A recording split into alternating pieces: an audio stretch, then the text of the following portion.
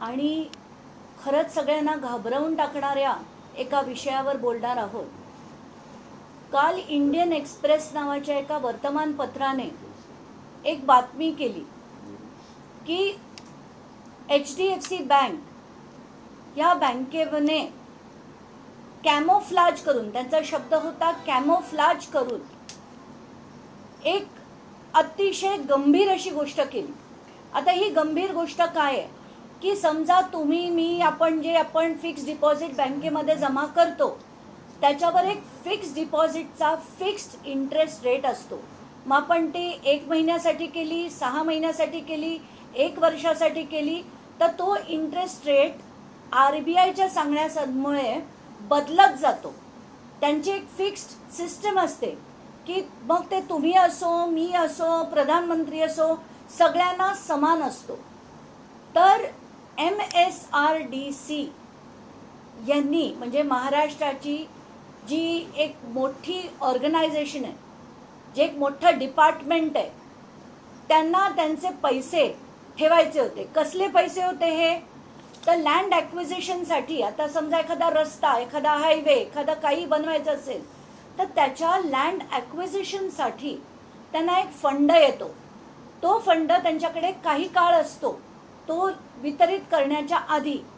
तर हा land acquisition fund आम्ही HDFC बँककडे ठेवू असं त्यांनी HDFC बँकेच्या लोकांना सांगितलं.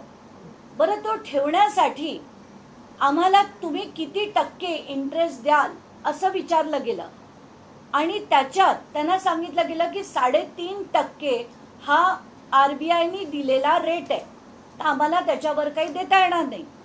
पण MSRDCच्या अधिकाऱ्यांनी सांगितलं की आम्हाला 3.5% नको, आम्हाला इतर बँका म्हणजे येस बँक असो, AU बँक असो, या 6% देत आहेत.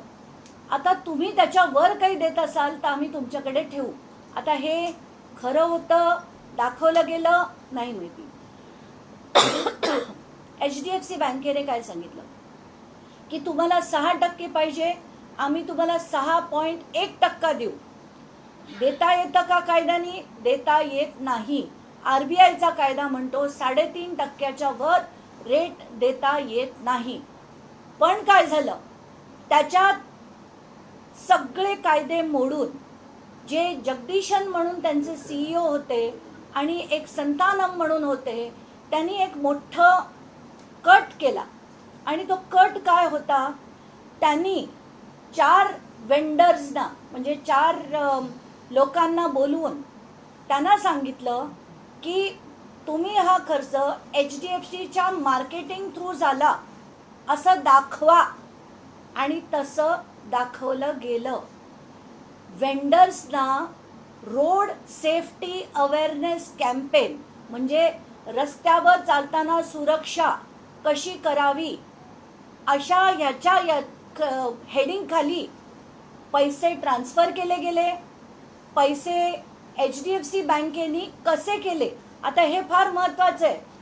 CEOनी ऑर्डर दिल्या का? नाही. कमिटीने ऑर्डर दिल्या का? नाही. लीगल डिपार्टमेंटने ऑर्डर दिल्या का? नाही. कुठलंही कोणीही ऑर्डर न देता फक्त वरून सांगितलं गेलं. एका ज्युनियर ऑफिसरला ते करायला भाग पाडलं. कुठलंही लीगल त्यांनी म्हणजे वर्बल क्लिअरन्स नव्हतं, झोनल हेडचं क्लिअरन्स नव्हतं, क्लस्टर हेडचं क्लिअरन्स नव्हतं, लीगल किंवा कंप्लायन्स टीमचं सुद्धा क्लिअरन्स नव्हतं. असं असताना 2.51% हे पैसे दिले गेले. आणि ते देऊन HDFCनी वेंडरला दिले, वेंडरनी ते इतर लोक यांना सगळ्यांना MSRDCला ट्रान्सफर केले. आता याच्यात कोणी म्हणेल गोंधळ काय आहे?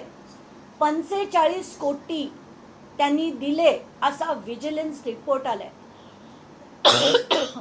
असे पैसे कोणालाही HDFC सारख्या बँकला कायदे मोडून देता येत नाही.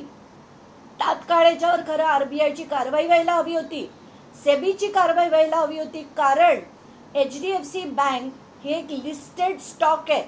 तो मुंबई स्टॉक एक्सचेंजवर आहे, म्हणजे नॅशनल स्टॉक एक्सचेंजवर आहे, न्यूयॉर्क स्टॉक एक्सचेंजवर आहे आणि इंडियाचा फॅक्टा US बरोबर साईन झालाय.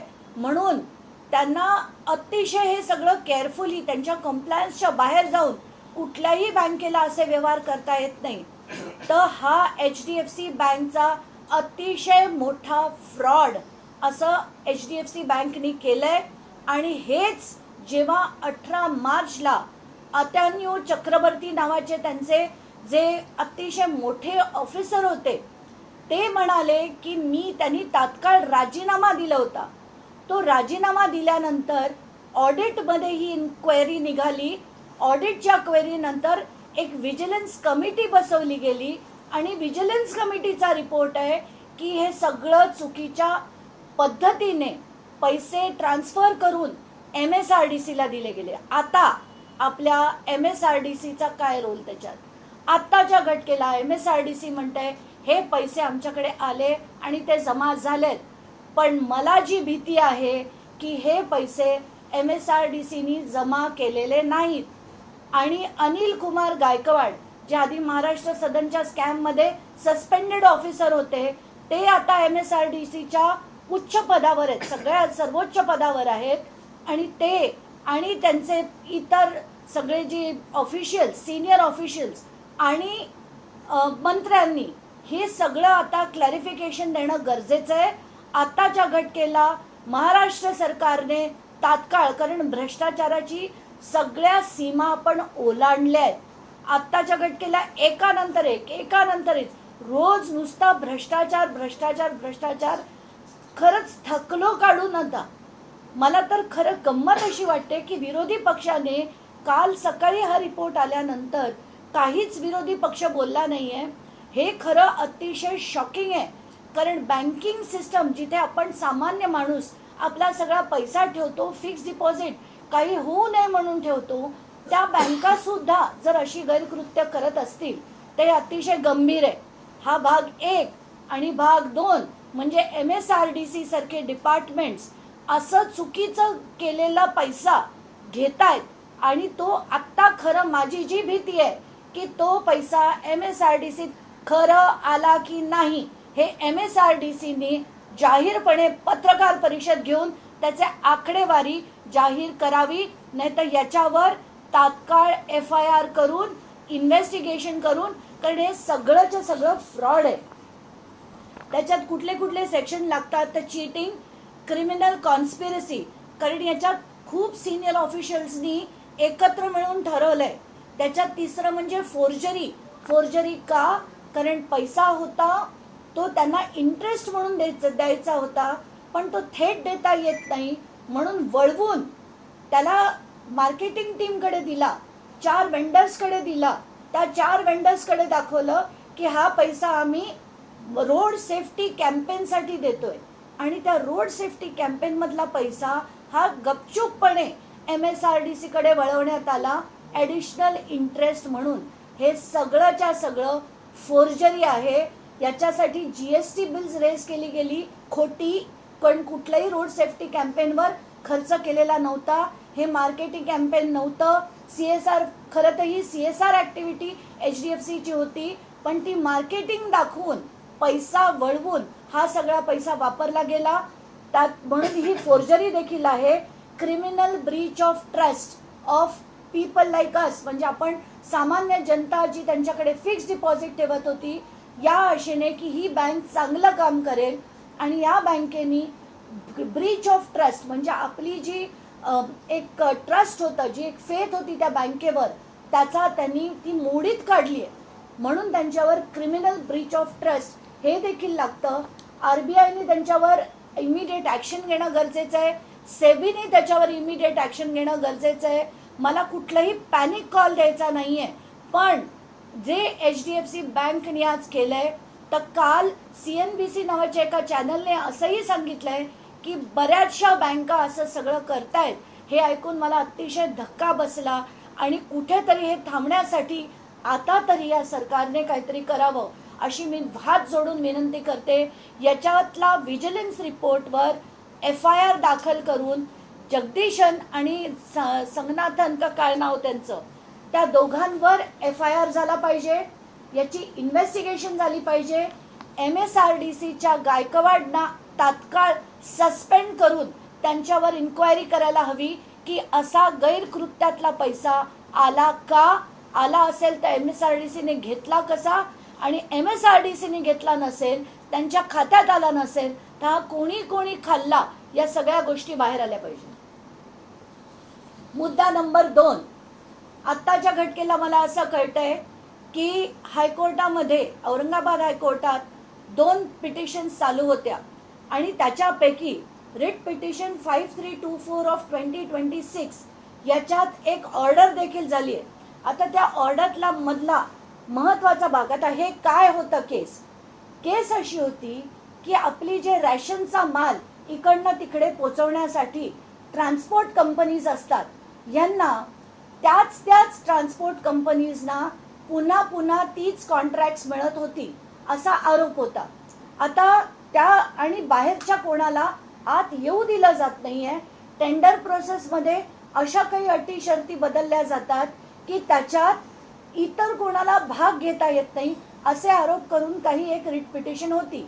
आता त्या रिट पिटिशनमध्ये उच्च न्यायालयाने एक आदेश दिलाय की आमची खात्री पटली आहे की याच्यात एव्हिडन्स अवेलेबल आहे. याच्यात असंही म्हटलंय की डिस्क्रिमिनेटरी, कंड्युसिव्ह, त्याच्यात ट्रान्सपेरंट, फेअर, नॉन डिस्क्रिमिनेटरी आणि कंड्युसिव्ह हेल्दी कॉम्पिटिशन असावी. आणि याच्यात आत्ताच्या घटनेला असं दिसतंय की त्याच सगळ्या ट्रान्सपोर्ट कंपनीजना कॉन्ट्रॅक्ट्स दिली गेली आहेत. त्यामुळे याच्यात कुठलीही ऑर्डर पास करण्यात येऊ नये. टेंडर प्रोसेस केला तरी ठीक, पण कुठलीही ऑर्डर पास करण्यात येऊ नये. पण आपल्या राज्यसभेची घाई झालेल्या छगन भुजबळांना बहुतेक वाटत असेल की हे ऑर्डर तात्काळ पास करावी, कारण त्याच्यातली अमुक टक्केवारी कदाचित यांना मिळणार आहे. याच्यात कोण कोण आहे ती सगळी नावं सुद्धा मला कळलेली आहेत. पण आत्ताच्या घटनेला हात जोडून राजेश अग्रवालांना विनंती आहे की कुठचंही खरं तर टेंडर सुद्धा करू नका, in the best interest of justice. आत्ताच्या घटनेला हा पूर्णच्या पूर्ण 4,500 कोटीचा जो मोठं कॉन्ट्रॅक्ट आहे, ज्याच्यात अफाट प्रमाणात टक्केवारी मागितली जाते भुजबळांकडनं, हे तात्काळ थांबवण्यात यावं. जोपर्यंत हायकोर्टाकडनं त्याच्यावर ऑर्डर होत नाही तोपर्यंत हे ट्रान्सपोर्टचं कॉन्ट्रॅक्ट जे आहे 4,500 कोटीचं, हे तात्काळ थांबवण्यात यावं. कुठल्याही अशा यंत्रणेला देऊ नये, कारण आत्ताच्या घटनेला प्रचंड प्रेशर केलं जात आहे याच्यात, अशी मला बातमी कळली आहे. आणि हे थांबवण्यात यावं अशीच माझी विनंती आहे. ताई, तुम्ही ज्या महामंडळाचा म्हणजे MSRDCचा म्हणजे महाराष्ट्र राज्य रस्ते विकास महामंडळ, हे महामंडळ एकनाथ शिंदे चेअरमॅन आणि उपमुख्यमंत्री यांची अखत्यारीत येतं, त्यांचा काही रोल आहे यामध्ये? आत्ताच्या घटनेला काहीच माहीत नाही आहे की एकनाथ शिंदे याच्यात होते नव्हते का, हे फक्त अधिकाऱ्यांनी केलंय का अधिकारी आणि मंत्र्यांनी मिळून केलेलं आहे. तर आत्ताच्या घटनेला काहीच क्लिअर नाही आहे. कारण विजिलन्स रिपोर्ट जो HDFC बँकेचा आहे, तर मी ज्यांनी हा रिपोर्ट केला त्यांच्याशी सुद्धा बोलले. त्यांचं असं म्हणणं आहे की वेंडरनी कोणाकोणाला पैसे दिले, कॅश दिले का डिजिटली ट्रान्सफर केले का, ते खरंच MSRDCच्या खात्यात गेलेत का, ते अधिकाऱ्यांना दिलेत का मंत्र्यांना दिलेत, याच्यावर आत्ताच्या घटनेला काहीच माहीत नाही आहे. म्हणूनच माझं म्हणणं आहे की याच्यात इन्व्हेस्टिगेशन होणं गरजेचं आहे. आणि याच्यात इन्व्हेस्टिगेशन होऊन हे खरं MSRDCने तात्काळ पत्रकार परिषद घेऊन हे जाहीर करून, असेल MSRDCच्या खात्यात आलं असेल तर स्टेटमेंट्स दाखवणं गरजेचं आहे, नाहीतर त्यांना सस्पेंड करून त्यांच्यावर कारवाई करणं गरजेचं आहे.